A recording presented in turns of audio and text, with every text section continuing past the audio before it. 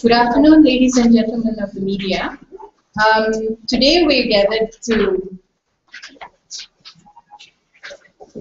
basically discuss the issue of homelessness, which has basically dominated the media. And we have formed a loose coalition, and today we've come together to put forth our stand about the issues that have unfolded in recent days. And before I continue, I'd like to introduce the panel in front. This is Mandeep Singh, representing Dapo Jalanan, Adam Adli of Dapo Jalanan, Bongka Fai of Empower, Hishamuddin Rais of Dapo Jalanan, Michelle of Lawyers for Liberty, and Debbie from KL Urban Fellowship. So I'd like to invite Hishamuddin Rais to read out the statement for the day. Terima kasih, Jana.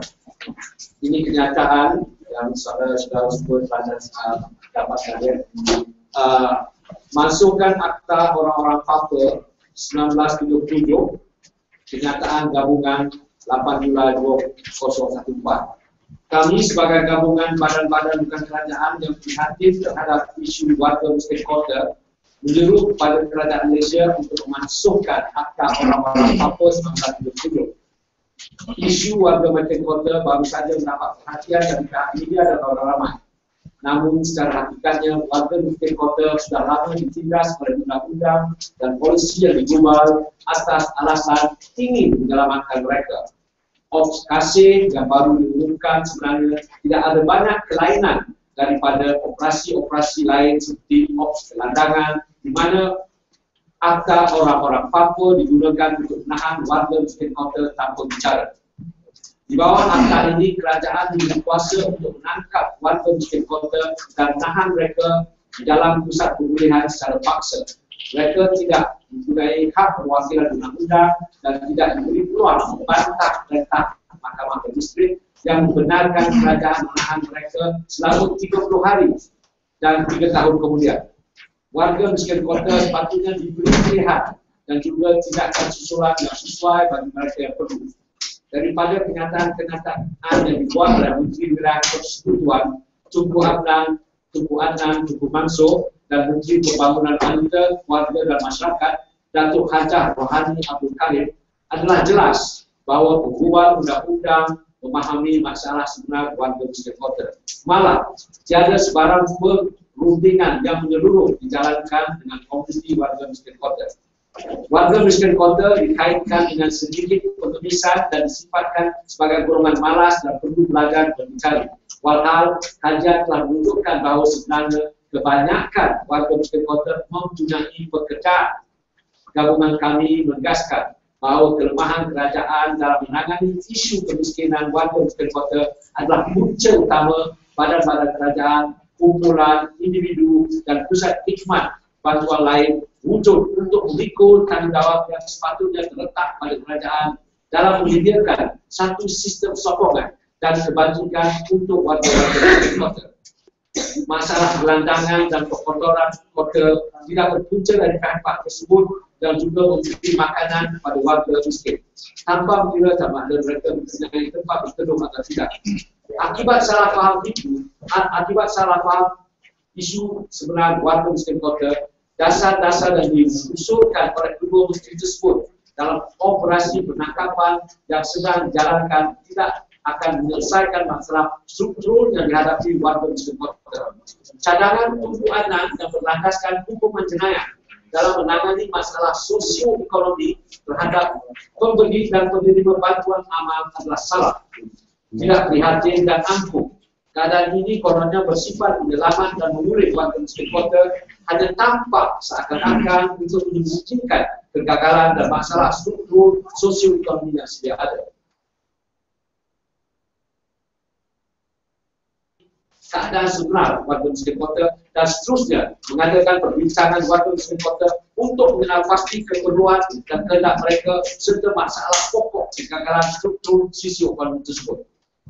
Sekarang, akta atau dasar berkenaan isu warga miskin kota tidak patut dilaksanakan sebagai perbincangan diadakan untuk melindungi dan memperkasa komiti ini. Mereka wajib diberi peluang untuk memberi cadangan penyelesaian dan menjadikan salah satu pihak sama rata dan terbesar dalam proses membuat keputusan. Kami mengingatkan kerajaan harus sedar bahawa usaha untuk menangani isu kemiskinan kota akan mengambil masa dan kesabaran tinggi. Perbincangan dengan komuniti miskin dan kota dan pemahaman yang dulu adalah wajib dan tidak boleh diselakkan. Sekali lagi, kami memperingatkan kerajaan Malaysia bahawa dengan mencari jalan mudah untuk menangani masalah ini dengan menjenayahkan warga miskin kota, hukuman bukan penyelesaian. Ini kenyataan ini disokong oleh Brickfield State Association, CFC, Gabungan Badan-Badan Dignity International, pejabat ini yang kita gunakan sekarang, Food Not Bomb Kuala Lumpur, Qaseh for You, KL Urban Fellowship, Institut Rakyat, Lawyers for Liberty yang sebelah saya ini, Malaysia Indian Education Transformation Association, MIDCA, Nasi Lemak Project, Need to Feed the Need, NRN, Pax Romana ICMICA, Persatuan Kesedaran Komisi Selangor, Empower, Reach Out Malaysia, Region of Love, SOP Movement, Suara Rakyat Malaysia, Suara Ubuntu Malaysia.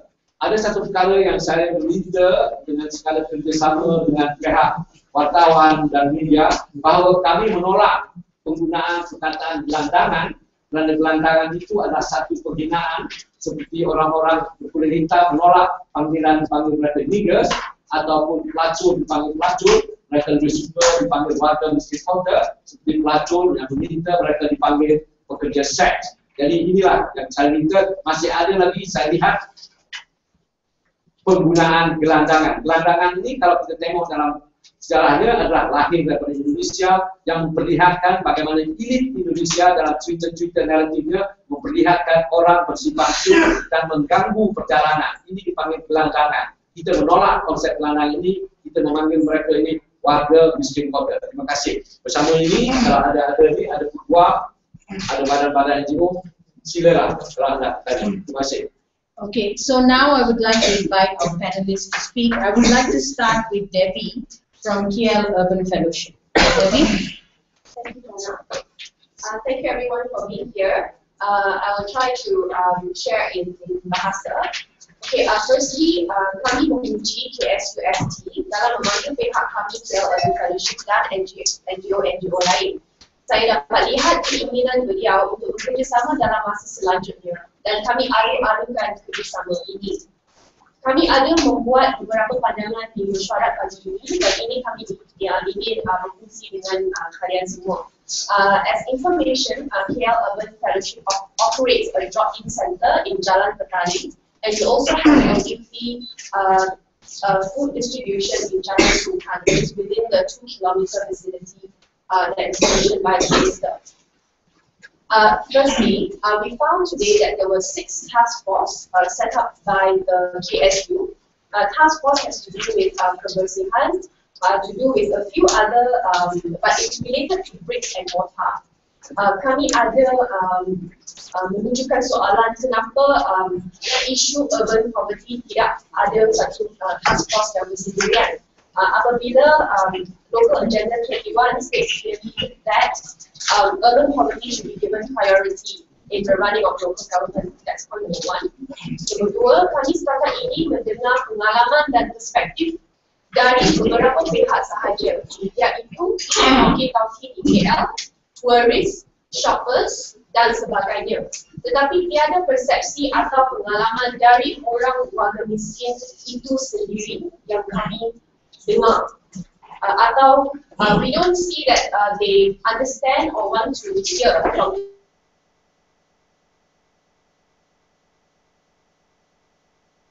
pandang orang warga kota miskin sebagai satu masalah. Tetapi kita tidak pernah berdialog tentang masalah yang dialami oleh golongan ini.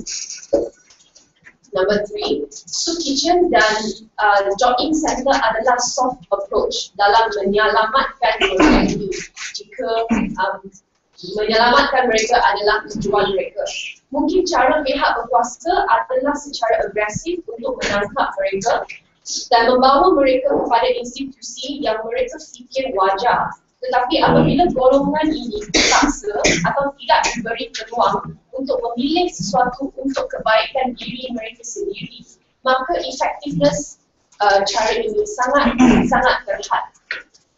Nombor 4, kami sebaliknya berfikir bahawa lebih baik jika soup kitchen diletak di lokasi strategik, iaitu di dalam bandar tersebut. This is because the city is the center of gravity, and many people who eventually become displaced come to the city center. We cannot find, let's say, I lost a job in the middle of the city and I'm displaced in the city. I wouldn't have, Google search to go and search for where's the nearest location of the drop-in center of soup kitchen. I don't have that facility, and so to put, to push soup kitchens or whatever within a 2 km, I think that's quite unrealistic, and we're not able to reach these people using our soft approach. So the only approach we use with this 2 km radius thing is to so-called catch them, which is not what we're looking for, which we think is ineffective. Finally, we have no plans to stop operations as yet. Kami sedar bahawa masalah-masalah yang dialami oleh mereka suka dibayarkan oleh sesiapa. Cara yang dibina selama ini adalah salah, oleh itu kami sudi bersama coalition ini untuk bekerjasama dengan komuniti dan pihak-pihak tertentu. Sekian, terima kasih. Terima kasih, Dewi. Thank you. Now I'd like to invite Mandip Singh from Ops Gelandangan to give his views. Terima kasih Dana. Selamat tengah hari semua. Cuma 2 poin saja. Saya rasa satu perkara yang penting ialah di mana kerajaan tidak boleh menyalahkan soup kitchen ataupun dapur-dapur jalanan yang berada di Kuala Lumpur untuk menutup kelemahan atau kegagalan polisi mereka untuk menangani masalah warga miskin kota. Sebab kalau kita lihat statement Menteri kebelakangan ini mengatakan bahawa terlalu banyak warga miskin kota di Kuala Lumpur adalah disebabkan oleh soup kitchen memberikan makanan percuma dan memberikan pakaian percuma. Tapi untuk kami, pendirian Dapur Jalanan Kuala Lumpur, bahawa perkara ini terjadi, terlalu banyak warga miskin kota, terlalu banyak mereka yang tidak mampu untuk dapatkan makanan adalah sebabkan kegagalan kerajaan sendiri untuk menangani masalah ini secara terperinci. Dan kedua, kami ingin menegaskan lagi sekali bahawa kerajaan tidak ada hak, menteri tidak ada hak untuk menentukan di mana kawasan untuk kami memberi makanan. Kami tidak mengambil dana daripada kerajaan, kami tidak memberi dana kepada kita, jadi we are totally public funded. Kita ada hak untuk menentukan di mana kami ingin memberi makanan. Dan ketiga, isu kebersihan. Saya rasa menteri harus tunjukkan bukti bahawa kawasan mana yang soup kitchen melakukan kekotoran. Sehingga hari ini saya rasa tidak ada mana-mana soup kitchen yang melakukan kekotoran. After we serve the food, kita membersihkan kawasan tersebut. Jadi saya rasa isu remeh-temeh ini, kerajaan tidak harus menggunakan isu remeh-temeh ini.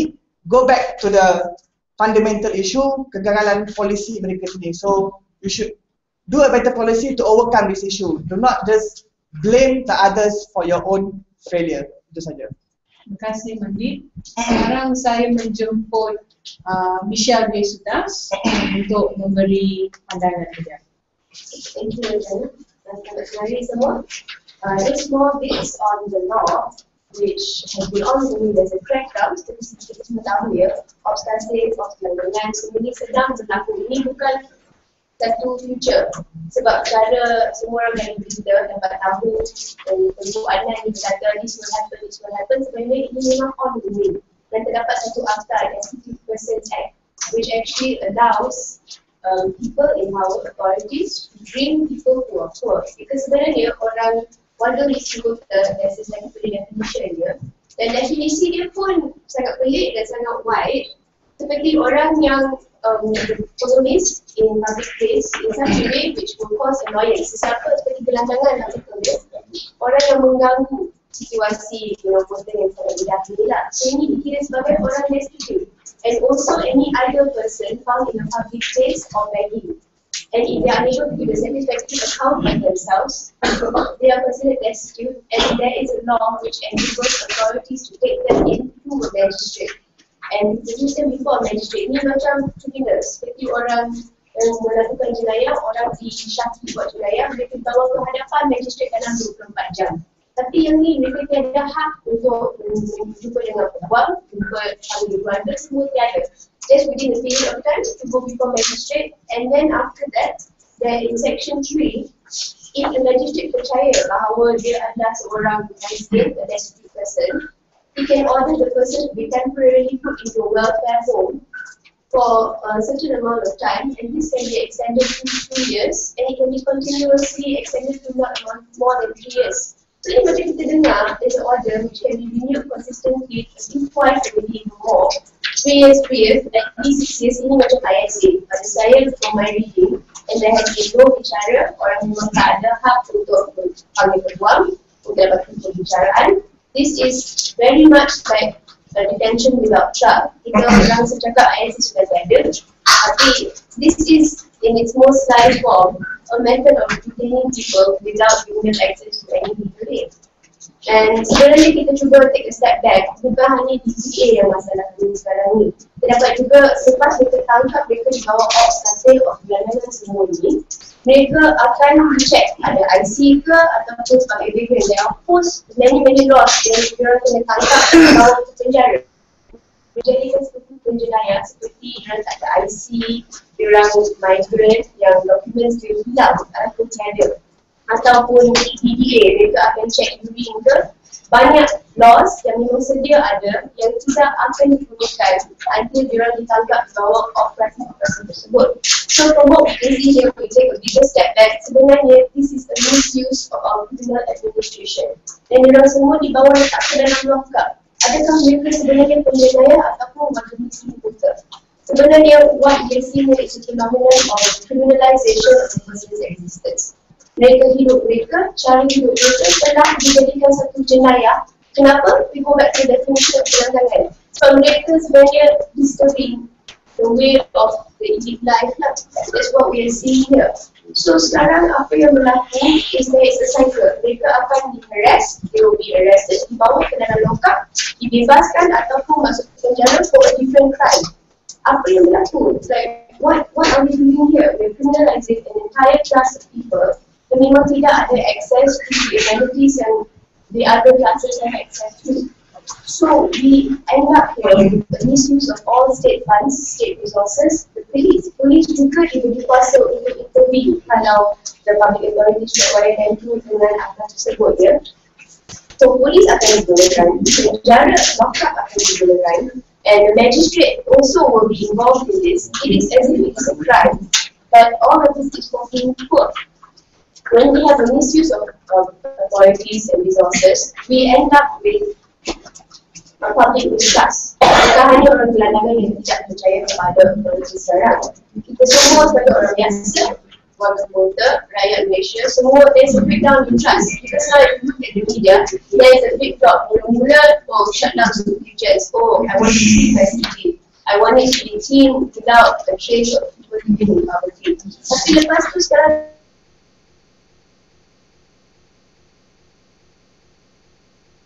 are we to trust them?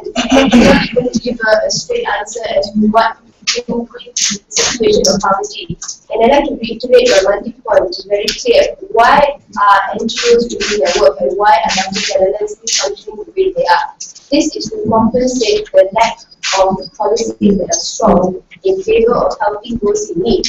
The textbook definition for destitute people are in fact people who are unable to fend for themselves, people who are unable to display their own means of subsistence to sustain themselves. That's the textbook definition.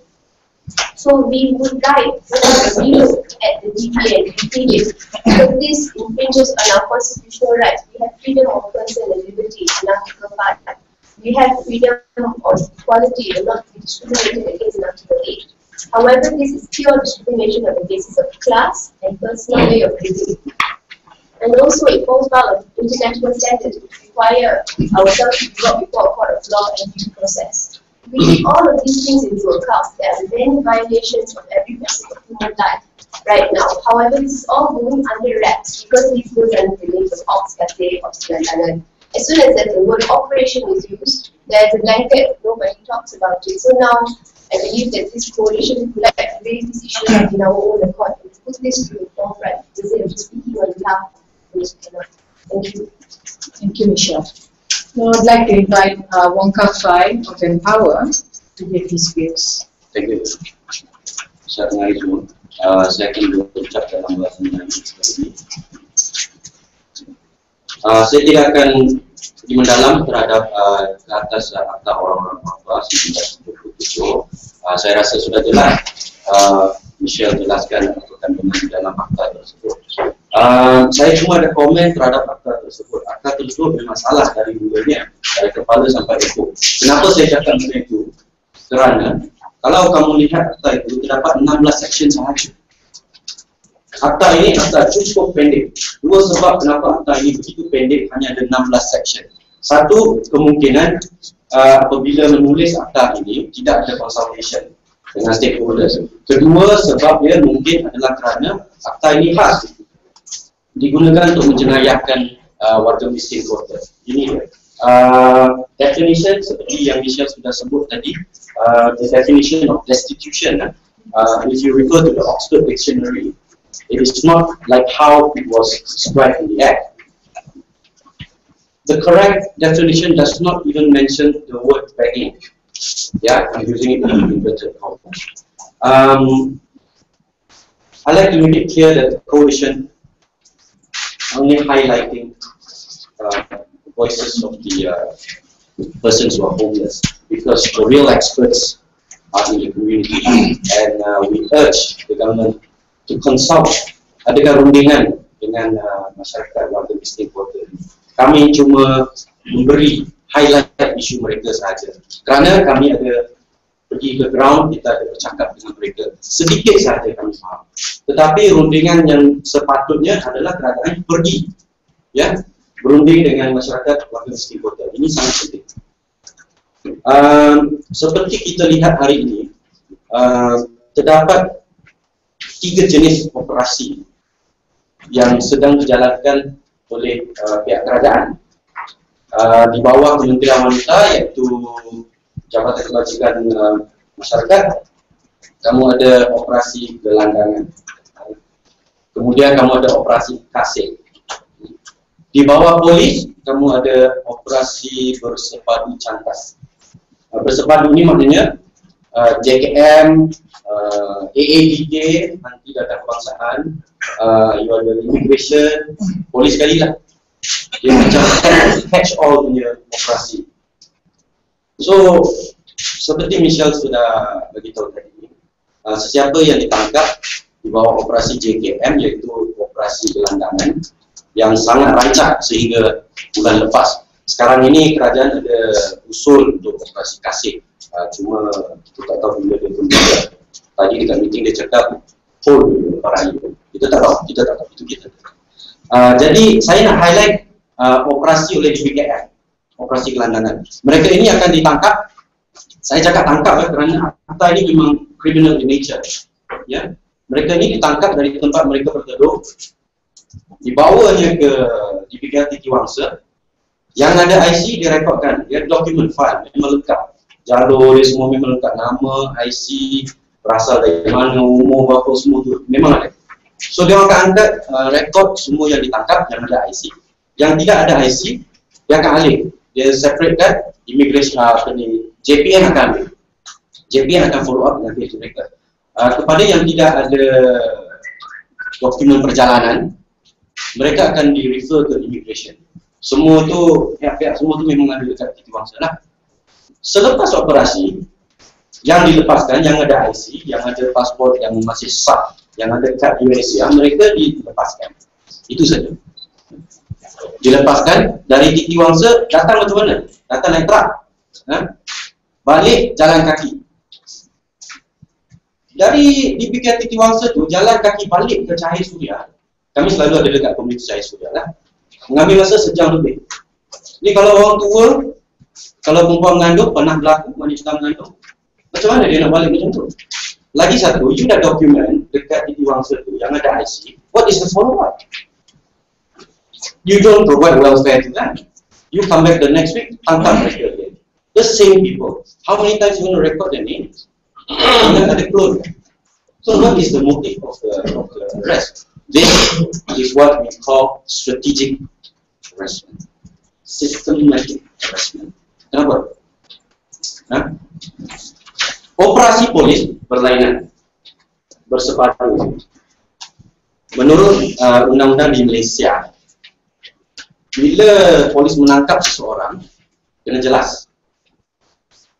You are arrested under what section, we suspect, blah blah blah. We're bringing you to the police station, you have a right to legal representation, blah blah blah. You tengok dalam filem itu.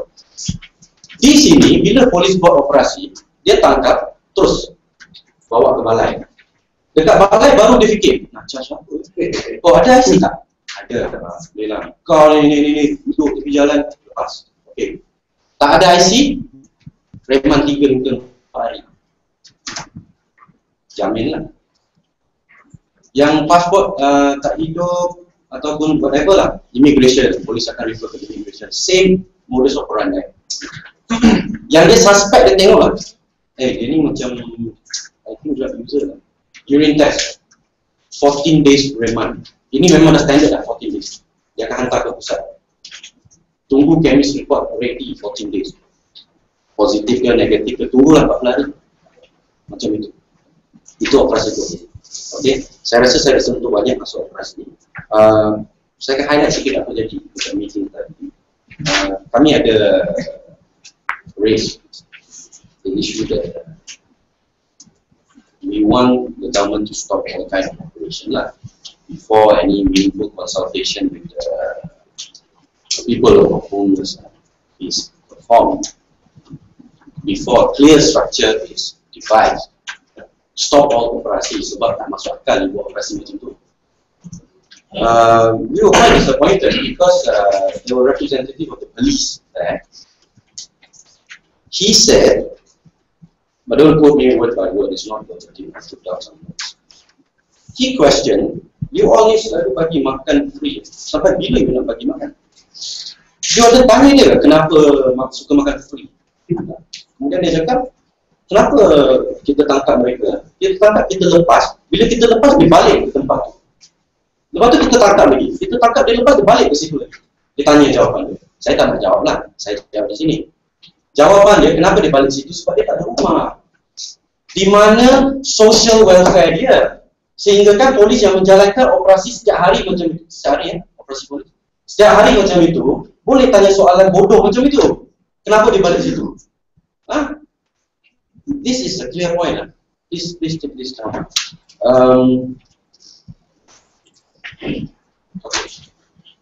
What I want to say is that kerajaan belum ada struktur lagi. Mereka cakap akan buat lagi satu meeting dengan kita.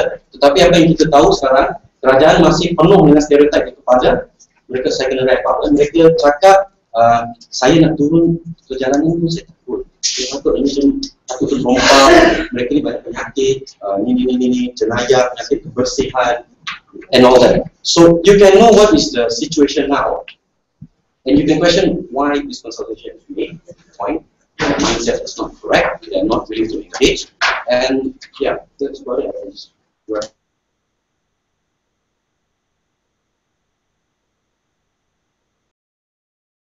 Pendapat dia. Baik, terima kasih Saudari Jana. Berdasarkan kepada isu yang sedang hangat diperbincangkan hari ini, saya kira ini adalah salah satu peluang untuk kita membetulkan persepsi masyarakat, terutama sekali terhadap golongan warga miskin kota tanpa rumah, iaitu mitos-mitos dan tanggapan salah yang menyebabkan mereka ini dianggap sebagai salah satu penyakit dalam masyarakat Malaysia. Seorang gelandangan itu menjadi gelandangan kerana mereka malas, mereka tidak suka bekerja.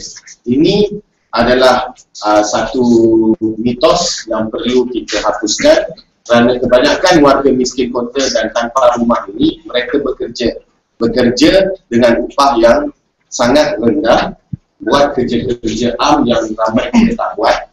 Antara dia cuci tinggal mangkuk di restoran, cuci kedai orang, ataupun mungkin kutip sampah, bantu orang lain dan sebagainya. Dan kerja-kerja ini mereka dibayar gaji rendah dan mereka tidak mampu untuk menampung kos, contohnya kos untuk menyewa bilik ataupun rumah. Kerana itu mereka end up tinggal di tepi jalan ataupun di bangunan-bangunan tertinggal ataupun di mana-mana saja di kaki lima dan sebagainya. Bukan kerana mereka malas, sebaliknya kerana mereka tidak mampu. Ya. Kebanyakan gelandangan adalah warga asing. Ini satu lagi mitos yang suka disebut oleh orang ramai. Warga tidak rumah atau kawan-kawan warga miskin kota kita ini mengikut kajian oleh Jabatan Kebajikan Masyarakat sendiri pada tahun 2010, 99.3% orang warga miskin kota yang tinggal di jalanan adalah warga Malaysia sendiri. Mereka ini kebanyakannya adalah orang yang datang daripada luar Kuala Lumpur, datang mencari rezeki, berpindah ke kota Kuala Lumpur untuk mencari pekerjaan, akhirnya stranded ataupun tersangkut di kota Kuala Lumpur kerana mungkin gagal untuk cari pekerjaan yang cukup untuk menampung hidup mereka, dan mereka tak cukup juga wang untuk pulang ke kampung, dan kalau balik kampung pun tak ada pekerjaan, jadi mereka tinggal di situ. Jadi ini angka yang dikeluarkan oleh Jabatan Kebajikan Masyarakat sendiri. Jadi saya tak faham kenapa Jabatan Kebajikan Masyarakat sendiri sebagai satu badan yang seharusnya bertanggungjawab dalam menjaga kebajikan komuniti dan masyarakat tidak mengambil sebarang inisiatif untuk membetulkan persepsi salah yang dibuat oleh masyarakat terutama sekali hari ini. Dan secara perbandingan kita dapat tiwarkan beberapa jalan penyelesaian ataupun sebenarnya lebih kepada situasi sebenar yang datang daripada mulut kawan-kawan warga miskin kota ini sendiri. Ya. Antara yang lainnya yang sempat direkodkan, yang dicadangkan oleh mereka, yang satu, beritahu pihak kerajaan mereka tidak perlu membantu kami. Lebih penting untuk kerajaan tumpukan perhatian untuk wujudkan peluang pekerjaan kepada kami atau siapa pun di tempat asal mereka. Dengan ini mereka tidak perlu datang ke kota. Jadi orang yang datang dari luar kota dan tersangkut di Kuala Lumpur dan terpaksa bekerja di bawah tangga gaji yang rendah. Yang kedua, saya tidak memerlukan tempat tinggal sementara percuma kerana siang hari saya bekerja sebagai petugas keselamatan. Walau bagaimanapun saya perlukan tempat tinggal yang mampu saya sewa. Dan ini berkenaan dengan kos tempat tinggal yang tinggi menyebabkan mereka tidak mampu dengan gaji rendah. Dan yang ketiga, jika kami ditanya kenapa kami berkumpul di sini di dalam komuniti kami sendiri, jawapannya ialah kami semua ada masalah. Berada di sini membolehkan kami berkongsi masalah kami dengan kawan-kawan yang senasib dan ia melegakan hati kami. Kawan-kawan warga miskin kota ini mereka juga manusia yang sama macam kita. Mereka ada kehidupan sosial mereka sendiri, mereka ada cara hidup mereka sendiri, mereka adapt dengan diri mereka adapt dengan kesusahan mereka. Jadi saya kira apa yang sedang berlaku hari ini, kecaman dan serangan ke atas mereka oleh terutama sekali state, pihak kerajaan, ini adalah satu bentuk kezaliman yang nyata. Kalau masyarakat masih tidak sedar lagi yang berlaku ini adalah satu bentuk penganiayaan terutama terhadap hak asasi mereka sebagai manusia, saya kira kita ada dalam masalah yang sangat besar. Mungkin jana boleh dapat dengan tuntutan yang kita berjuangkan. Terima kasih. Okay, so basically you've heard from all the panelists today, and we'd like to highlight that the Ministry of Women has just released a statement saying that the operasi Kuala Lumpur sifar pengemis gelandangan tetap akan diteruskan. So we can see that the ministry has not backed down from the stand that they definitely want to go for a zero policy, which I think is a lot of pressure on the state itself. to put itself up to fail like that. So from what you've heard, basically these are the various perspectives regarding this issue. So I'd like to open up to questions from your end, but perhaps we could do it in a systematic way, and you could address the question directly to the panelists. Would anybody like to start? Yes, Debbie. Debbie. Please elaborate more on the thing of the case of what forward in the meeting. Sorry, could you speak up, please? Did you hear it? Yes, I think he basically wanted to know, to elaborate more how the homeless people's perspective is not highlighted. Yeah. I suppose the KSU shared his experience on the ground from his own understanding, from his own context. And when he went on the ground and he experienced, he saw, a man and his child on the street, and it gave him feelings of fear. He was afraid to approach them or be too friendly with them because he himself feared that they would do something to him, do something harmful to him. So that is his perspective, which is not so well informed. And on the papers as well, we also read, actually he also talked about how shop owners, they may need to abide by certain rules to keep the corridors clean and tidy and all this. So that's the perspective of business owners, and we saw that reported in the papers a few years ago about how traders say that even traders, together with the government, say that these people are giving KL a bad image. So that's another misinformed perspective that we are seeing. So just based on this alone, we are seeing that using words such as clean,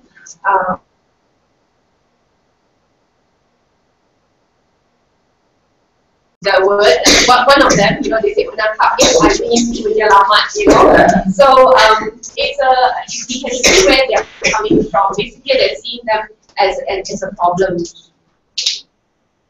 rather than, nobody talked about their issues, nobody talked about their problems. Even what Qaseh mentioned about the police, he asked questions as well. The police's question was, why do they end up on the street? It means that they didn't do their homework as well. You can describe it as a lopsided consultation. Yes, we would describe it as so.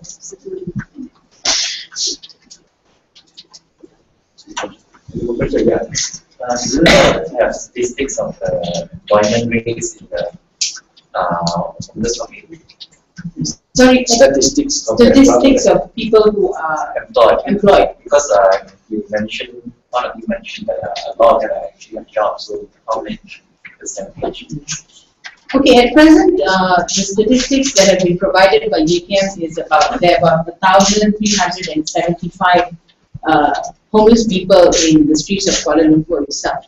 Now, it's really not up to us to have that kind of data.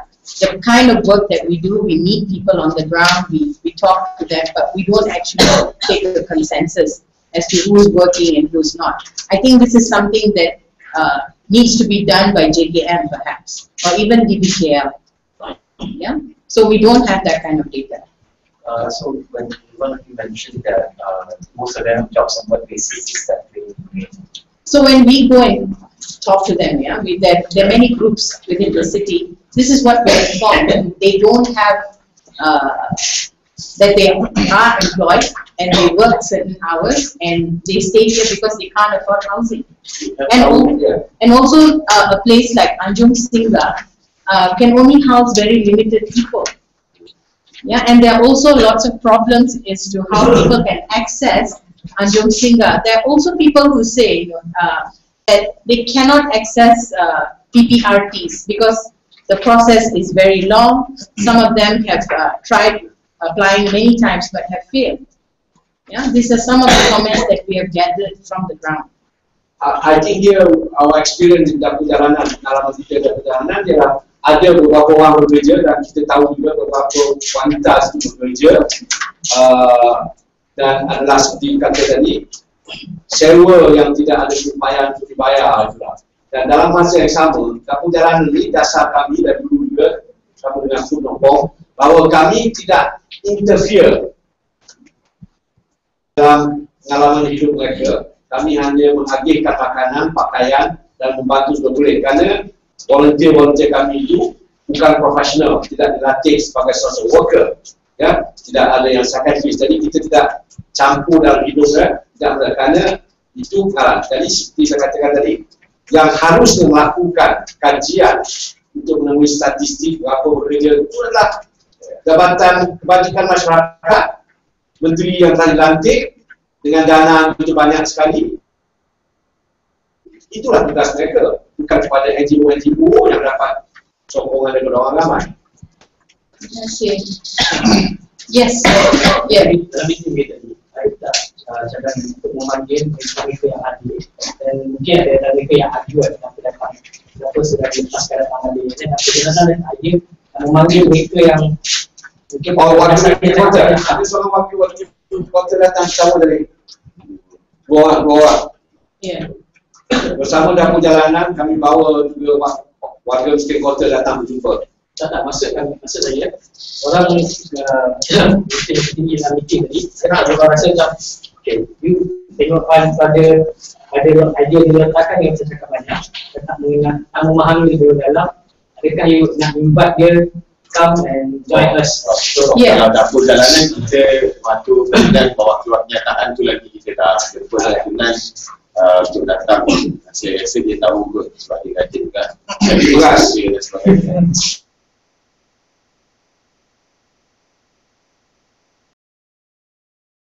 Pihak-pihak kerajaan, semua badan yang memang hadir untuk turun ke padang bersama untuk melihat situasi yang sebenarnya. Sebab di antara isu yang kami titik beratkan di sana adalah konsultasi dengan masyarakat itu sendiri. Itu yang kami utamakan dalam perjumpaan yang kami buat hari ini. Sila jumpa dengan mereka dan tanya apa yang mereka telah kemukakan oleh pihak kementerian adalah satu, mereka ingin sediakan tempat-tempat baru untuk menempatkan masyarakat miskin kota. Tetapi kami telah usulkan, mengapa tidak tanya mereka dulu sebelum membuat perancangan ini? Adakah ini cara untuk mendapat buy-in dari pihak, dari komuniti itu sendiri? Kalau kita masih meneruskan development proses ataupun perancangan seperti ini tanpa konsultasi, sememangnya semua perancangan itu akan gagal kerana ia tidak menepati keperluan masyarakat yang target audience itu. Itu yang kami kemukakan.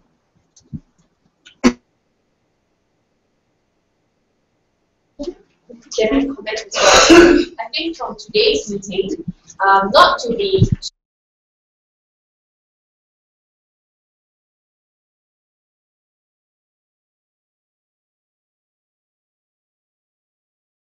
they need to consider the urban poor as a stakeholder, an important stakeholder. And so in the future, we do need to connect the government with the community, whether it be in a town hall meeting or to bring them along in our future meetings. And so, yeah, to summarize, yes, we want the government to take them as an important key stakeholder.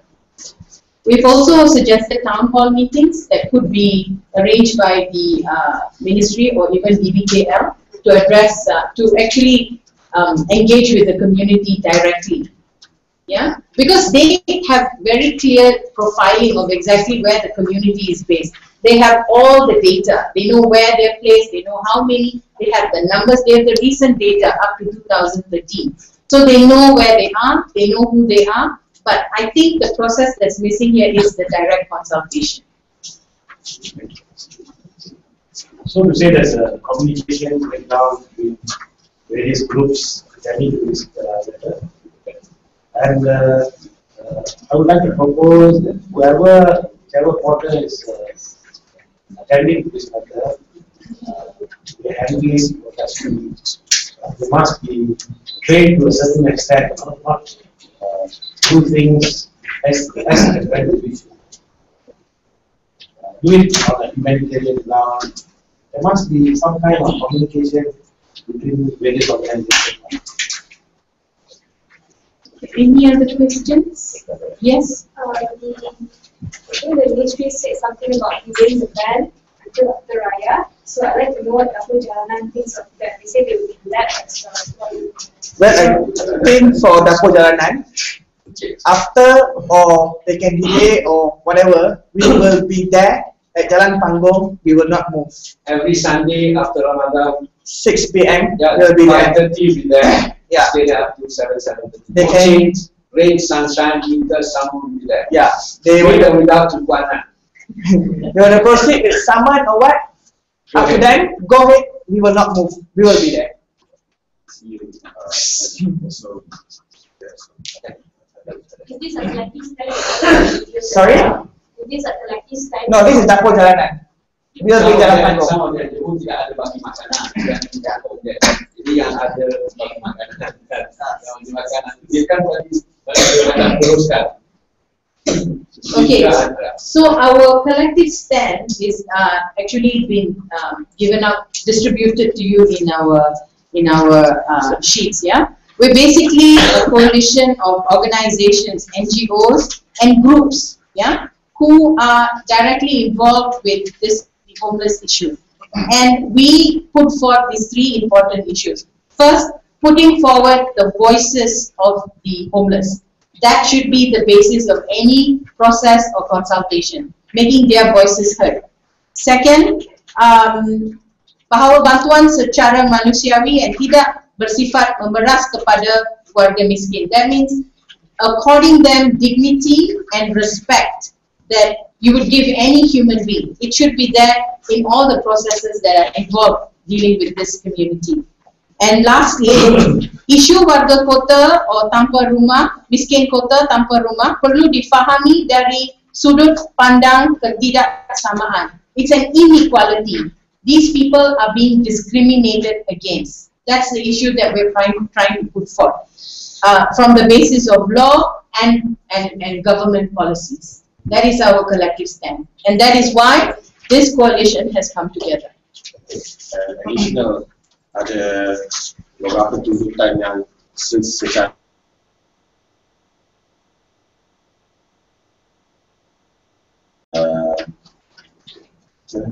membebaskan mereka yang telah ditahan oleh polis dalam operasi dan mungkinkan secara segera setiap operasi Ops Qaseh atau Ops Gelandangan atau apa-apa bentuk Ops yang dinyatakan dalam syarat dikatakan tangguh. Jadi kita nak kerajaan pegang pada apa yang dikatakan termasuklah jangan ganggu, dan saya kira menghormati jangan ganggu pihak citizen yang memberi khidmat dalam konteks Kuala Lumpur. Tak perlulah sampai nak saman dan sebagainya. Saya kira ini satu tindakan yang ridiculous, satu tindakan yang tidak menasabah dan salah dan tidak manusiawi. Okey, tak ada lagi. Kita mengucapkan terima kasih. Yang kalau nak apa ni, satu warga miskin kota. Saudara Tan ni kalau nak keluar dia nak pengalaman warga miskin kota yang baru merah. Dia bersama tadi jumpa Buana. Okey, terima kasih. Okay, thank you.